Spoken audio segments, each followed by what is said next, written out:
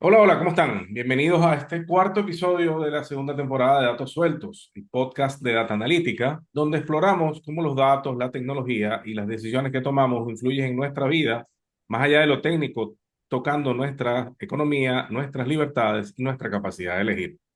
Gracias siempre por estar aquí y seguirnos episodio a episodio y formar parte de esta comunidad que apuesta por la información clara, buenas preguntas y reflexión crítica. Hoy estaremos hablando de un tema vinculado al sector financiero, en especial del sector fintech, que es una innovación que tiene algunos años desafiando a la banca tradicional.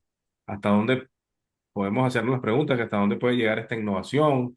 ¿La regulación está preparado el sector bancario para afrontar estos retos que representan estos nuevos actores que están en el juego del sector bancario, e incluso estos actores pueden traer innovaciones que el sector bancario no tenía previsto o incluso mejorar el desempeño del sector bancario?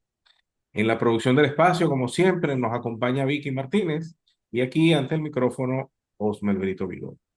Les recordamos siempre que la mejor forma de apoyarnos es dándole me gusta y suscribiéndote a nuestro canal o siguiéndonos en la plataforma de podcast favorita que tú tengas. Háganlo, síganos y, como dicen, denle a la campanita. Lo que vamos a discutir hoy, seguro les va a interesar. Nuestro invitado de hoy, mi buen amigo Ignacio León. Aquí le vamos a dar acceso. Ignacio de León es un referente internacional en políticas económicas, gobernanza digital y desarrollo empresarial. Tiene más de 20 años de experiencia asesorando gobiernos, organismos multilaterales y empresas en América Latina, el Caribe y en otras regiones emergentes. Actualmente dirige Legisnova Corporation, donde impulsa proyectos pioneros en blockchain, inteligencia artificial y certificación digital para sectores como agroindustria, finanzas, propiedad intelectual. Ha sido especialista del Banco Interamericano de Desarrollo, asesor de Interlink Capital Strategies y colaborador del Banco Mundial y la IFC. Ignacio es un personaje raro, digo yo, porque es abogado, pero conoce mucho de tecnología y economía. Es PhD en Derecho y Economía por el University College of London y ha sido profesor en la Universidad de Nueva York y participa activamente en iniciativas académicas en América y en Europa. Autor de libros muy recomendados como El tigre fuera de la jaula y recientemente From Pablo Escobar to the Tren de Aragua, ambos publicados en 2025. Ignacio, ya te presenté y bueno, muchas gracias por aceptarnos estar aquí en Datos Sueltos. Gracias, Osmel. Un placer estar aquí, igualmente con tu audiencia. Ok. Empezando por lo básico, ¿qué entendemos por fintech? Y por qué representa un reto para el sector bancario tradicional? Bueno, las fintech básicamente comprenden una playa de, digamos, o conjunto de empresas que utilizan tecnología digital para prestar servicios financieros. Ahora, como los servicios financieros pueden tener muchas caras y muchas, digamos, orientaciones y resolver problemas específicos, pues es un conjunto muy variado que tiene empresas que trabajan, por ejemplo, en aseguramiento de datos bancarios, en empresas que tienen que ver con transacciones entre peer-to-peer o también transacciones para recaudar fondos o para prestar créditos, en fin, es una vasta comunidad de empresas digitales con énfasis en tecnología. ¿Cuál tecnología digital? Pues, por ejemplo, inteligencia artificial, blockchain, biometría, digamos, o tecnologías más convencionales, ¿no? Y básicamente representan evidentemente un reto dentro del sector financiero por dos razones. Primero, porque el sector financiero es un sector que tradicionalmente esa había sido, digamos, la cultura corporativa de esa industria.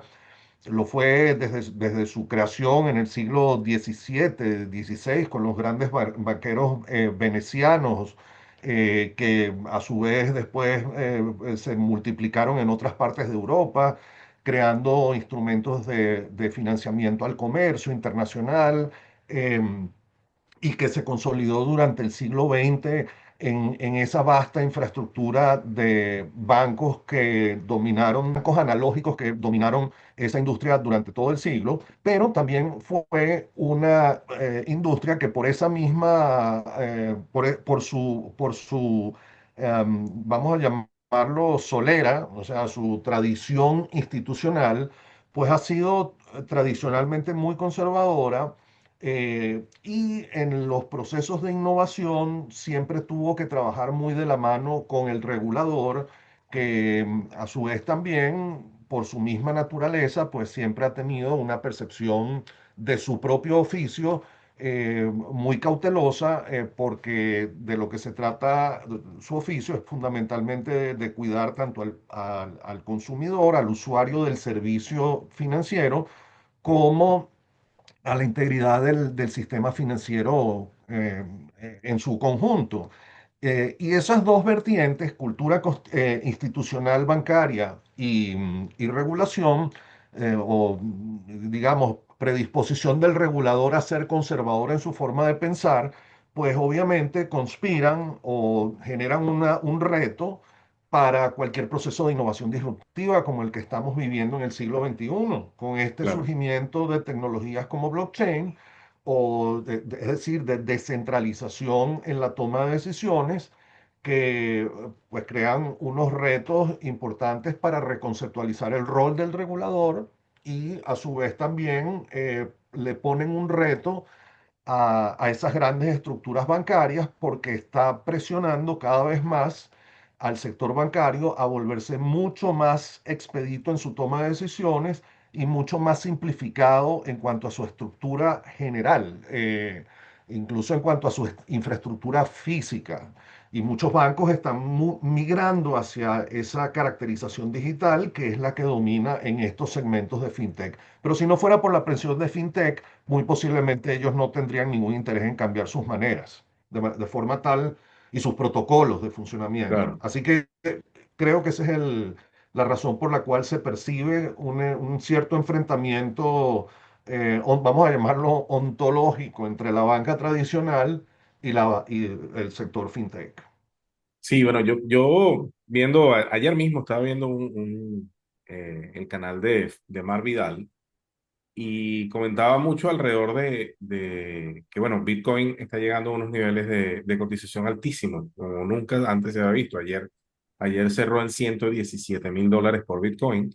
Y yo diría que Bitcoin pudiese ser, quizás no la piedra fundacional, pero un hito importantísimo en el tema de la fintech. Las primeras fintech que en mi cabeza se me vienen, podemos estar hablando de PayPal o de los pagos persona a persona y todo Sí, esto, que el primer reto que yo entiendo que le pusieron al sector tradicional era el disminuir los costos de transacción. correcto, Y, correcto. por ejemplo, lo que tú dices de los sistemas distribuidos, precisamente apuntan a distribuir costos de transacción, que cualquier persona puede entrar al sistema. Ya en el ecosistema de Bitcoin, entiendo que se están dando préstamos, ya Bitcoin está siendo reconocido, por lo menos en Estados Unidos, está siendo reconocido como un colateral para la banca tradicional. Entonces, hay un crossover ahí entre los dos sectores. Entonces, Sí, pero tú hablas de que la principal característica de la parte de fintech es precisamente la descentralización. A diferencia del sector tradicional, que bueno, llegamos al tema de tener todos los países un banco central y el mundo tiene los bancos centrales de los bancos centrales, la regulación, o sea, los gobiernos están mirando a hacer regulaciones al respecto de fintech. ¿No crees que la regulación sí. pudiera empezar a hacer un freno a la innovación de este sector? O sea, porque lo No mirarían, solo, lo mirarían como a partir de la regulación tradicional. Fíjate que no solo lo veo, no solamente veo esa amenaza en el sector fintech, la veo en todos los sectores donde el Estado regula, porque lo que está pasando, esto no es un fenómeno que solamente es exclusivo del sector bancario o de prestación de servicios financieros. Con la disrupción de estas nuevas tecnologías digitales, está aconteciendo en el mundo una forma, una nueva arquitectura en la transmisión del conocimiento que tiene valor a nivel de las redes, de una forma que anteriormente era centralizada o Claro. ha sido hasta ahora esencialmente centralizada en ciertos nodos de esas redes, por ejemplo, a través de grandes empresas que disponen de mecanismos de seguridad informática para impedir que esa información que se centraliza en ellos pueda ser corrompida. Eh, Pensemos en bancos que han creado plataformas Ujú. digitales para crear servicios a sus usuarios, a sus clientes, o pensemos también en otros tipos de transacciones de valor que se dan en empresas que no necesariamente son bancarias, como es el caso, por ejemplo, bueno, de hecho esa es la razón del surgimiento de PayPal, ofrecer ese servicio a empresas como, por ejemplo, Amazon o Facebook o múltiples otras que no necesariamente están en los servicios estrictamente bancarios, o por lo menos hasta ahora no lo habían estado. Ese es otro Exacto. punto que está fluyendo por la misma naturaleza del fenómeno innovador. Pero fíjate que no solamente pasa en el sector financiero, está pasando en múltiples segmentos por la naturaleza de la arquitectura de cómo se transfiere la información que tiene valor entre redes, ¿no?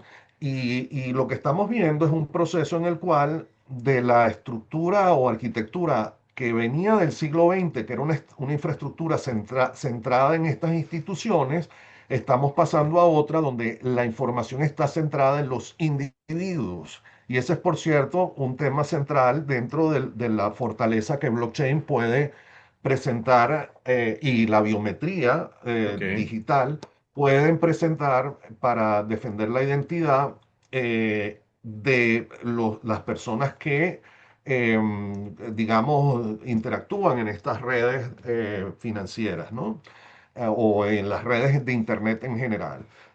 De manera que ese es un tema importante. Ahora, también creo yo que está presentando esta innovación digital descentralizada un reto importante para la manera como hemos conceptualizado incluso la separación de poder en la sociedad, en las sociedades, digamos, democráticas, porque y el salto no es tan alejado como parece, digamos, de hablar del sistema financiero y cómo se transfiere información del sistema financiero a cómo se transfiere en general porque, porque son órganos políticos de esa digamos, institucionalidad política que parte de separación de poderes, donde hay un poder legislativo que es el que teóricamente debe regular en nombre de la sociedad los distintos fenómenos. Pero es un proceso muy lento, es un proceso centralizado Claro. de formación de leyes, de formación de reglamentos incluso, que no está corriendo a la misma velocidad que la innovación tecnológica que se está dando en el mundo digital. Y por eso vemos cosas como que no necesariamente, repito, son del sector del fintech, pero que están pasando, como por ejemplo recolección de pruebas digitales que no cuentan con las ventajas que da una tecnología como la de blockchain para proteger esas pruebas y darle valor legal. ¿Y por qué eso no existe? Bueno, porque las legislaciones todavía están ancladas en ese paradigma de información centralizada, donde tiene que venir un tercero a verificar la calidad de la información que se Claro. transmite entre las personas y no puede intervenir un mecanismo como blockchain que parte de la idea de que no hay verificadores externos dentro del proceso de transmisión de una información, sino que la información se replica en cada uno de los puntos de la red.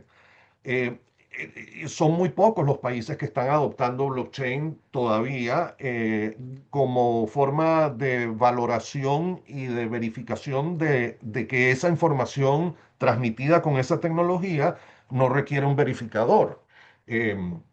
Eh, por ejemplo, en México existe en títulos crediticios una nueva normativa que aprobaron el año pasado que le da a blockchain esa entrada. En China la están usando activamente, fue de hecho el primer país que introdujo Ok, ese criterio, digamos, de valorar la tecnología blockchain como un mecanismo de autoevaluación o de autoverificación que no requiere de un tercero para constatar que la información que se transmitió, que Pedro le dio a Juan $50, efectivamente fueron $50.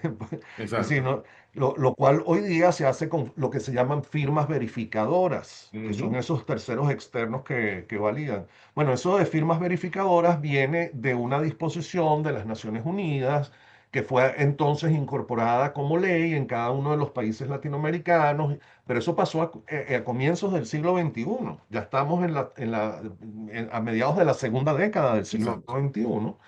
Y naturalmente el proceso de legislación y de regulación ha sido muy lento y no ha sido capaz de reformar esta normativa para acoplar estas nuevas tecnologías. Entonces, esos son los grandes problemas que te crea la innovación en el mundo de la regulación.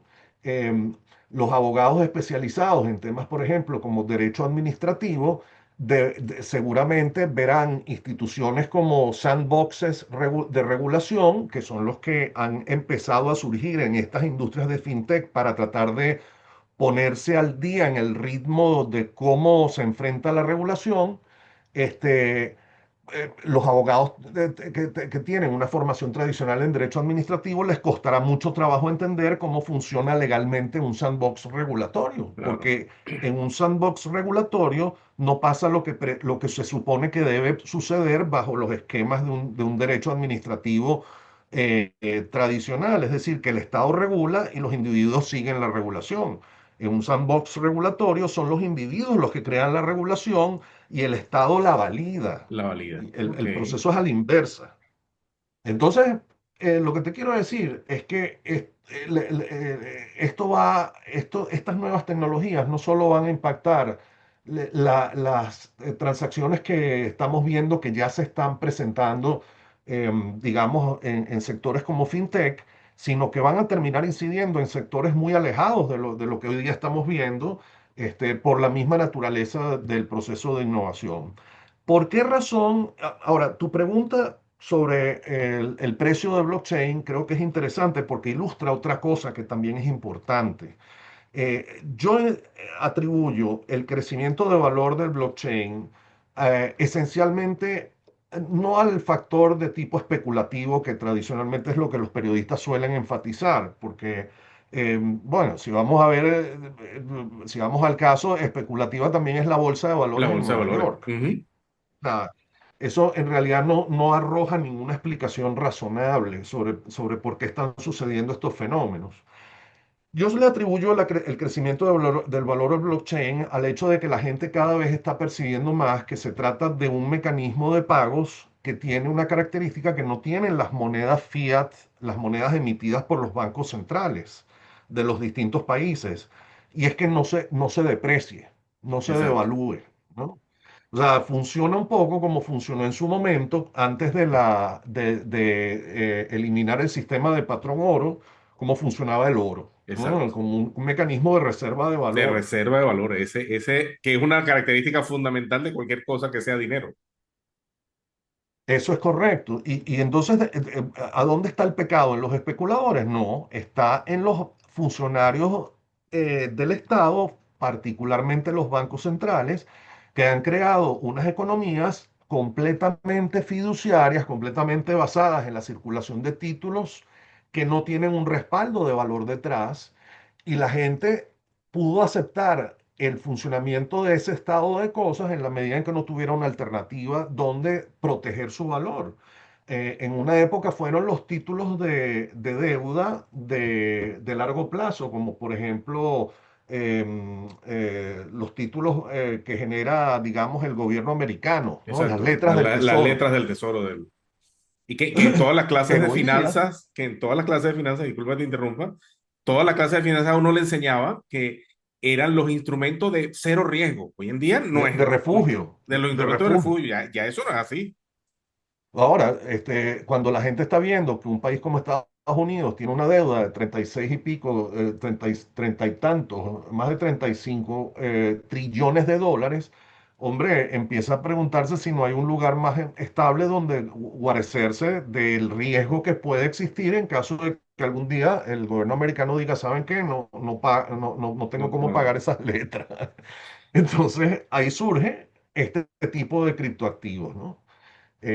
Y bueno, así es como yo veo que está aconteciendo el fenómeno y es natural, pues, que esto genere disrupciones, tensiones, porque las sociedades deben ir ajustándose y bueno, todo cambio genera este tipo sí. de reacomodos que son, o pueden ser traumáticos si no se les Mm. resuelve con prontitud. Un reacomodo que yo creo que está surgiendo y a mí me preocupa ese reacomodo es los experimentos que están haciendo los bancos centrales de todo el mundo, empezando principalmente en Europa, con las monedas digitales de Banco Central. Porque si bien la idea de toda la tecnología blockchain y Bitcoin, digamos, como su bandera, es la idea de la transaccionalidad descentralizada, pero a la vez privada, que tú no sabes quién hace qué operación. Esta regulación de monedas digitales de Banco Central lleva a que los bancos centrales puedan saber en todo momento dónde está el dinero. De hecho, hay un mexicano, que no me acuerdo el nombre, que era director del BIS, que ese video se volvió muy viral, en donde él hablaba de que el gran problema del dinero fiduciario físico hoy en día es que ellos emiten un billete de 100 unidades monetarias, llámese dólar, euro, y le pierden el rastro, no pueden saber. En cambio, con la moneda digital de Banco Central pueden saber todo en qué momento, cómo se gasta y lo peor aún, puede ser programable. Te pueden decir en qué puedes o no puedes gastarlo y cuándo se vence, Correcto. fechas de vencimiento, Un cosa que ya en el Big mundo Brother. físico, cosa que en el mundo físico ya ocurría. Hace poco alguien me mostraba un billete de Zimbabue que tenía fecha de caducidad. Yo nunca había visto eso. Yo lo que más había llegado a ver eran los billetes con N0, 1 trillón de dólares. Creo que había un billete de Zimbabue de esto, pero con fecha de caducidad. Entonces, están intentando copiar, digámoslo así, de mala manera, estas lógicas del blockchain a una regulación centralizada. Y entonces ahí va mi pregunta. Esa mala regulación, porque yo considero que eso es una muy mala regulación, esos experimentos que están haciendo los bancos centrales y el BIS, ¿cómo terminaría perjudicando la libertad financiera de la gente? Ya lo he esbozado, pero Totalmente. en tu opinión, ¿cómo terminaría Bueno, perjudicando la yo estoy libertad completamente financiera? de acuerdo. Estoy completamente de acuerdo con tu apreciación. Creo que son un mecanismo que están intentando utilizar quienes detentan el poder para centralizar el poder alrededor de ellos. Eso no es de, digamos, sorprender, ¿no? Y con el pretexto de proteger al consumidor y proteger el sistema financiero y los grandes ideales nobles que siempre suelen acompañar estas operaciones de centralización de poder, ¿no? Nadie dice que centraliza el poder porque le gusta tener más poder.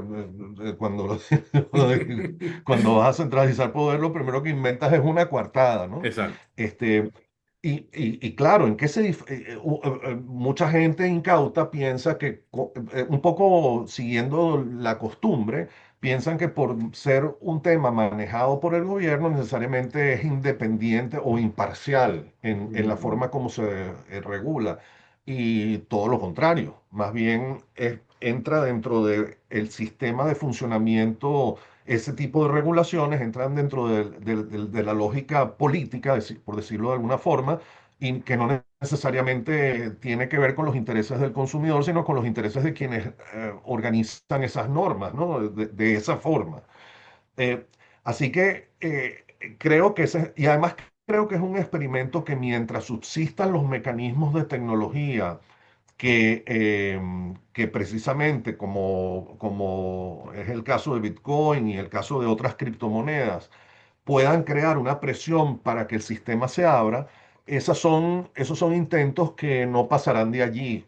Incluso aunque obliguen a la gente a transar con ese tipo de moneda, porque al final la gente pues decidirá no transar con ese tipo de moneda, sino hacerlo por la vía de los caminos verdes, que ha sido la que ha prevalecido hasta ahora con estas criptomonedas y que paulatinamente se está oficializando. Yo creo que, justamente la tendencia es esa. Más bien a tratar de ir o sea, que estos experimentos de creación de criptomonedas por bancos centrales, en el fondo, no van a terminar sustituyendo lo que ya tenemos de criptomonedas privadas, digamos. Eh, el temor mío más bien va por el hecho de cómo los gobiernos van a potenciar el uso de ciertas criptomonedas frente a otras, eh, o de cómo pueden demorar la presencia de competencia en el mercado de criptomonedas, estableciendo regulaciones que pueden ser más bien el producto de acuerdos políticos para Claro, frenar el ingreso de nuevos competidores y no pensando en la estabilidad financiera, que ese es, digamos, el objetivo de la regulación en, en esta industria. ok, Ahí es donde yo veo que está el problema. No es tanto en la moneda del Banco Central, porque al final del día la gente no es boba y sabe si un país tiene o no capacidad para sostener el valor de esa criptomoneda creada por por un banco central o de una moneda criptográfica creada por un banco central. El problema está cuando los gobiernos se alían con ciertas empresas o con ciertos tipos de tecnología que pueden desfavorecer el crecimiento de nuevos competidores. ok, Y allí, pues creo que es donde está puesta la llaga, digamos, el dedo en la llaga. Y segundo, el tema de eso implica, por ejemplo, que cuando se dicta una regulación sobre criptomonedas, la tecnología sobre la cual se desarrolla esas tecnologías no puede, digamos, debe procurar cosas como ser interoperable con distintos sistemas tecnológicos para que pueda claro. funcionar sin discriminación, ¿no?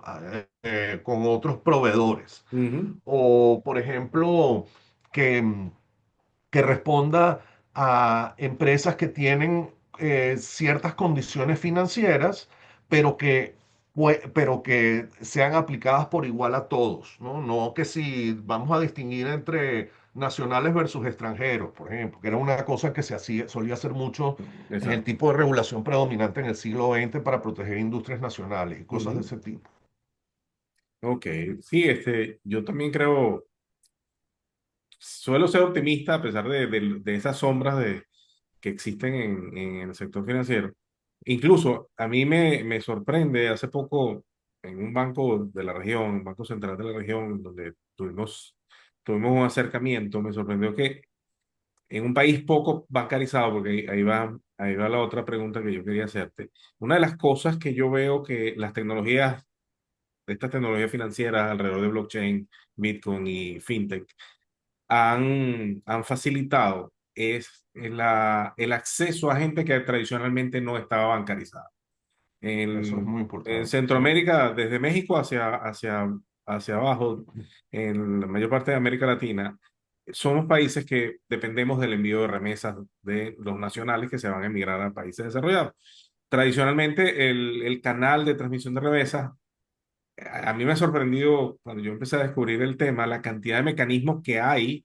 Aquí en República Dominicana, hay servicios que te llevan la remesa hasta la puerta de tu casa.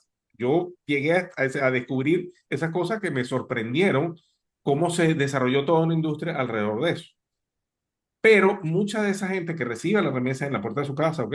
A pesar de que usa esos canales de transmisión financiera, son gente que no está bancarizada.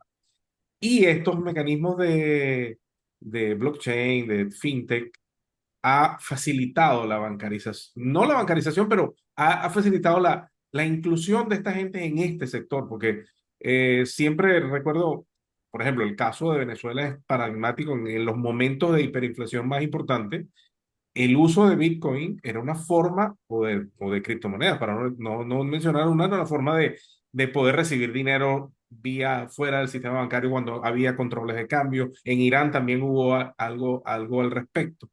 Entonces, Sí. cómo ves la inclusión de mayormente las poblaciones tradicionalmente excluidas en el sector financiero, facilitarles?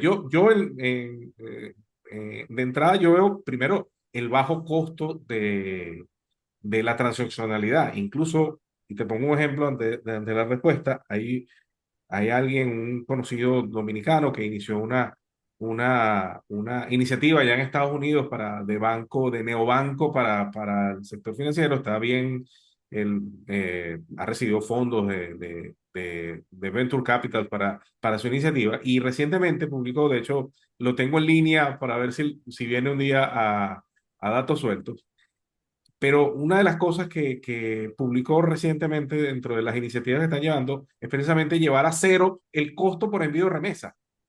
Pues decía que, bueno, Ujú. tradicionalmente te quitan transacciones y bueno, ahorita que también ha entrado el tema de impuestos a las remesas. Entonces, ¿qué opinas de cómo este sector puede facilitar la inclusión de los sectores no tradicionalmente no bancarizados? Bueno, yo creo que la primera experiencia donde uno pudo ver que la tecnología fue un factor determinante en la inclusión financiera de poblaciones que no habían tenido acceso hasta ese momento a esos servicios fue en Ghana, Ok, en África, ok, con los teléfonos celulares, ¿no? Porque utilizaban los teléfonos como forma de pago. Y lo que estamos viendo en América Latina hoy día es justamente un desarrollo de este tipo de startups, emprendimientos de fintech, que tratan de resolver esos problemas digamos, por ejemplo, que la estructura, vamos a llamarlo burocrática de la banca tradicional, con sus altos costos fijos de operación, no podía resolver. Por ejemplo, la prestación de crédito a pequeños emprendedores. Te puedo decir, por ejemplo, hay una fintech en China que ha creado un sistema muy interesante en el cual, por vía de inteligencia artificial, ellos han creado formas distintas de hacer evaluación de crédito de pequeñas locales, pulperías, abastos, mm, tiendas pequeñas, ¿no? Pequeños emprendedores. Ese era un público que la banca tradicional no atendía. ¿Por qué razón? Porque hacer la evaluación de crédito de cada una de esas empresas, pues necesitaba todo un ejército de funcionarios dentro de la banca, eso un costo enorme y por lo tanto quedaban excluidas, digamos, de estas empresas de ser atendidas. Bueno, ahora están haciendo esta evaluación de crédito, ya ni siquiera ven el historial de crédito pasado, que es el que tradicionalmente utilizan los mm, bancos, ¿no? Estas listas negras, donde exacto, si caes allí, pues no consigues crédito en ningún en banco. ningún lado.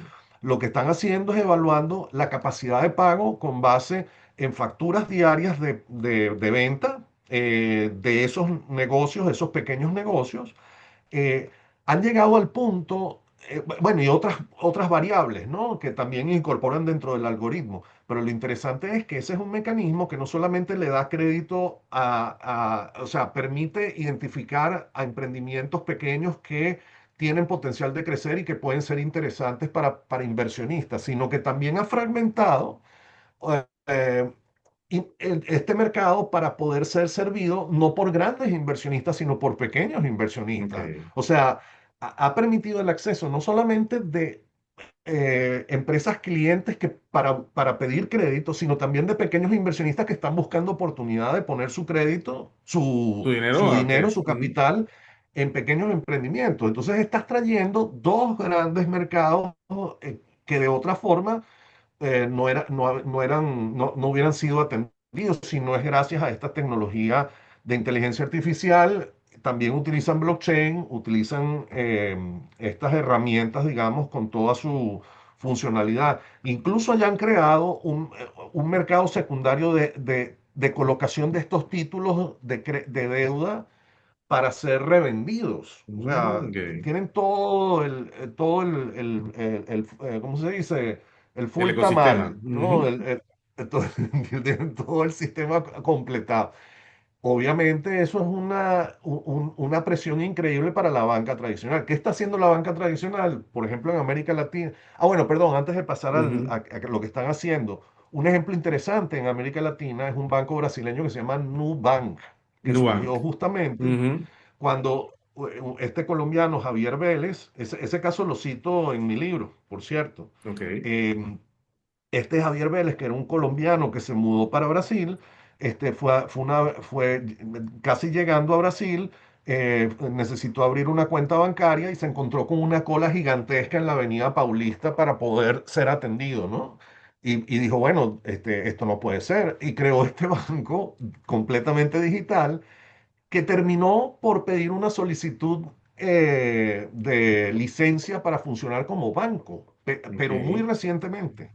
O sea, ese es un fenómeno interesante. Muchas de estas fintechs lo que están buscando es formalizarse como bancos, pero después de haber desarrollado toda una cartera de servicios digitales. ok.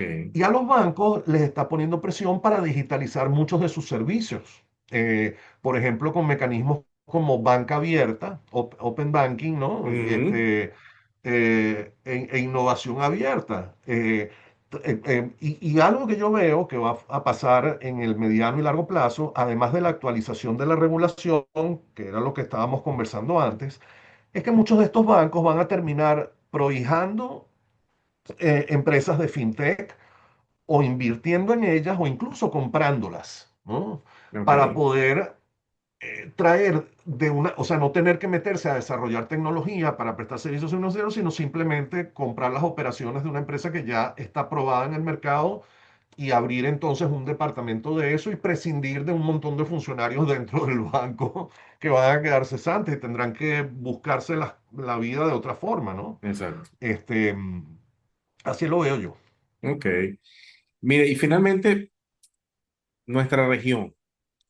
Nuestra región siempre, bueno, estamos a la saga, aunque hay varios ejemplos. Ya tú acabas de dar ejemplo, Nubank, el que yo mencioné aquí en República Dominicana. Aquí en República Dominicana hay bancos tradicionales que han iniciado sus propias fintech o este concepto de neobancos, bancos completamente digitales con servicios así. Pero yo siento que los reguladores si usualmente están atrás en el mundo desarrollado, aquí estamos no solo atrás del mundo desarrollado, sino atrás de la propia innovación. Y entonces lo que terminamos es copiando los modelos regulatorios de Europa o de Estados Unidos que a veces no necesariamente adaptan a nuestra realidad. Entonces, para los Sí. reguladores, ¿qué piensas tú que en dónde se puede avanzar para hacer una mejor regulación aquí en nuestra región que se adapte a nuestras necesidades y que no frene ni la Bueno, innovación ni la entrada de otros actores a este sector? Bueno, fíjate, primero que nada, para uno poder examinar esto, yo creo que hay que ir a la historia, ¿no? Y la historia te dice que no siempre fuimos seguidores de tendencias de innovación. Hubo una época en que fuimos pioneros en la historia, en que fuimos pioneros de la innovación financiera. Estoy refiriéndome cuando éramos Imperio Español. Ok, ¿Qué fue lo que hizo el Imperio Español? Que más allá de toda la narrativa negro legendaria o dorado legendaria, más allá de todo eso, hizo algo que fue muy importante, fue consolidar una cantidad enorme de territorios y de población dentro de un solo sistema financiero. O sea, el real la moneda central de ese sistema financiero se llamaba Real de 8. el Real de 8. Y ese real de 8 se transaba aquí en América Latina, incluso se acuñaba en América Latina, en México y en Potosí, en Bolivia, y hasta los chinos hacían transacciones, el En imperio reales. chino hacía transacciones de moneda que les llegaba desde México a través de las Filipinas. ¿Por qué razón? Porque era una moneda respetada. Claro, ¿Y por qué era respetada? Bueno, porque era una economía integrada muy potente. Cuando nos independizamos o nos emancipamos, lo que sucedió fue una fractura de ese sistema, digamos, de imperio español en 21 pequeños feudos. Y tú recordarás por Adam Smith que justamente la innovación se da solamente si tú tienes unas escalas mínimas exacto, de mercado para poder hacer justificable una innovación. Tú no inventas un martillo para clavar un clavo. exacto, Inventas un martillo cuando tienes muchos clavos que clavar. Pero en exacto. el sistema financiero es lo mismo. Hecho este preámbulo, creo que es muy importante porque nos sitúa primero en una posición donde no siempre fuimos seguidores de innovaciones hechas por otros, sino que nosotros fuimos quienes impusimos las innovaciones. Y segundo, porque te da una idea de dónde está realmente el problema y cómo el fintech está resolviendo ese problema en la práctica. ¿Cómo lo está resolviendo? Borrando esas fronteras que se crearon después de la independencia, desde el Exacto. punto de vista del mercado Ujú. financiero. ¿Por qué? Bueno, porque por un banco como Nubank, tú le puedes acceder desde cualquier parte del mundo, a pesar Claro. de que fuera creado específicamente para atender Brasil. Lo mismo Casia o Ajá, Novo gracias. Payment. Ujú. En fin, hay muchas, muchísimas. Eh, Eso está borrando esa frontera. Yo creo que ese es un tema central y eso lo que va a poner, creo yo, es la necesidad de crear una mucho más intensa colaboración entre organizaciones encargadas de supervisar estas instituciones, posiblemente siguiendo mucho la pauta de aquellos países que ya tienen grandes mercados consolidados y donde la innovación es mucho más visible, como es en la situación de los Estados Unidos. Caso europeo yo lo veo diferente porque Europa es un continente, hablando económicamente, que está sumamente regulado y donde yo no veo con claridad que las regulaciones que se imponen desde allá, a pesar de que sean muy atractivas por razones de cultura jurídica, sobre todo a nuestros políticos latinoamericanos, no las veo tan evolucionadas como las que hay en Estados Unidos o incluso en algunos países de Asia, De como es Asia. el caso de Singapur o Ujú. de la misma China, donde esto, digamos, ha tenido mucho más cabida. Pero pero en todo caso, lo que sí veo es un proceso de consolidación de la región, y eso es una nota positiva con la cual yo quisiera terminar mi intervención aquí. Qué bueno, qué bueno.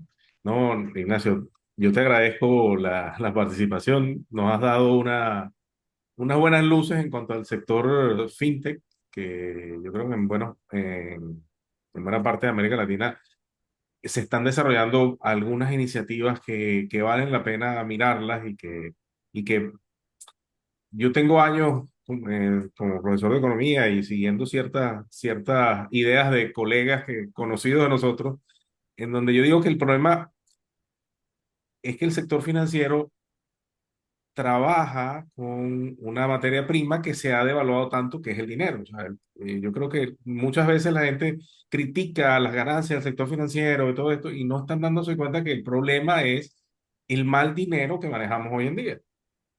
Entonces yo creo que la fintech le está poniendo presión, Bitcoin como moneda, la primera moneda criptográfica, le está poniendo presión al mundo, al sector financiero y al dinero como tal en sí, porque yo creo que la gente se está dando cuenta que, como dirían algunos colegas, la estafa legal que representa el dinero fiduciario. Exactamente. Bueno, yo Exactamente. te agradezco muchísimo. Así llegamos al final de este cuarto episodio de esta segunda temporada de Datos Sueltos. La conversación fue muy interesante sobre fintech, regulación y libertad económica. Y sobre todo en un mundo donde el dinero también es información, donde los datos bien usados nos pueden abrir caminos a oportunidades. A todos los que nos escuchan, gracias por estar aquí, por acompañarnos, por seguir creyendo en el poder de las ideas y en este proyecto. En la producción del espacio, como siempre, Vicky Martínez y aquí quien les habló, o quienes nos ven aquí, Osmel Brito. Recuerden seguirnos en nuestras redes sociales, @Data Analítica y @Datos Sueltos Podcast, y en nuestro canal de YouTube y en todas las plataformas de podcast. Muchas gracias y hasta luego.